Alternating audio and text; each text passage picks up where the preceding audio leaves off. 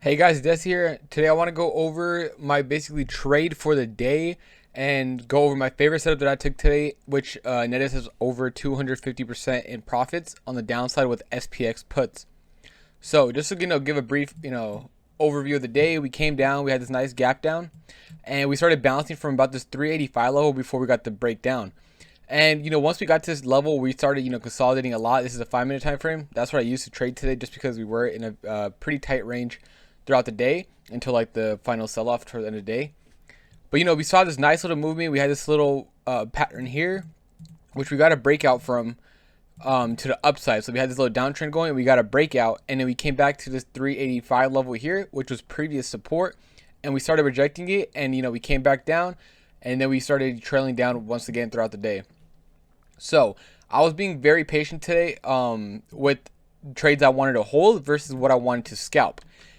Any trade that was within this range here, I traded a lot in this range and this range here. I was taking 15-20% SPX scalps, and I knew there was gonna be one setup that would send us, holding a contract for a long time, and that was a break of this 380.5 level.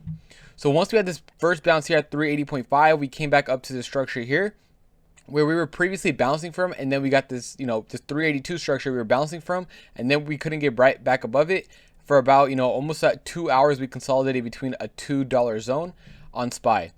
So I was telling everyone, after we get a flush on the 15 minute or on the 5 minute candle, at this 380.6 level, that's where I'm going to be looking to take shorts, and I'll have my target set at 3,800, which is a major support level in SPX, which we did end up bouncing from, which I'll go over in a minute.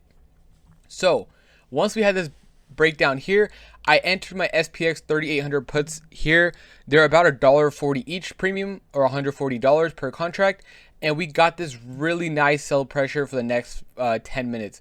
We had, we went from 380.3 to all the way down to this 379 level. We came back up, retested EMAs, and we continued down until we got to that 3,800 level. I held one runner which went over 250%. Most of my contracts were scaled out about 70 to 80%. But however, I did know to hold a runner on this one because we did break a significant level on the intraday, looking at the intraday chart. So I just want to show you guys the SPX chart real quick. As you guys can see, this was a good 3,800 level bounce. Let me get the curve out, and you guys can see this. We did get the nice 3,800 bounce on SPX, which I was looking at for a possible long entry. However, I didn't really like longs no more because, as you guys can see, these candles were very, very choppy. Like, this is almost untradeable for options. So I decided to just close out my short position and call it a day there. So something that I want to break out or let you guys know about on these kind of days that I like to do. So usually I'm a 1 minute trader. I like to trade on the 1 minute chart. However, when I see when price is very, choppy like this, and we're consolidating in a very small range, I do like switching over to the 5 minute just for extra confirmation. So I want to go over another setup that I did not take because I was out, but I would like, I would have taken most likely if if I was there at the charts at that time. So we had this, 3 5-minute candles, 4 5-minute candles bounces here for the first 20 minutes of the market. We were bouncing from this 385 level. Once we finally got a breakdown of it, we came down to this 381 and bounced. And now this is where I was, I was planning on to take a short here at this 385 level. I was hoping by the time I got back home that this level would, wouldn't be touched yet. However, when I came back, we have already touched this level. We turned support into resistance here and rejected that 385 level nicely, and right back down to this 381 level where we know we're consolidated once again. Then we had a $2 range here, right? We had a one between 381.9-ish and then 380.5. So like basically $1.40 range.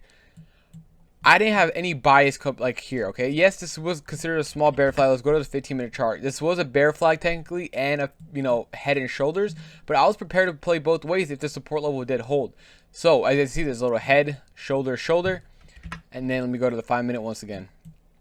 I was prepared to play upside as well off this break. If we would have broke out at around 10:30 to the upside above 382, I was ready to long all the way back up to this 385 level. However, we did get this breakdown, and you don't try to predict, you try to react to it. I reacted to it. We got into shorts, and we rode them all the way down to this 3,800 level on SPX, which ended up being, a pretty good bounce spot as we recovered about 17 points from the bottom for today. So that's a quick recap for today.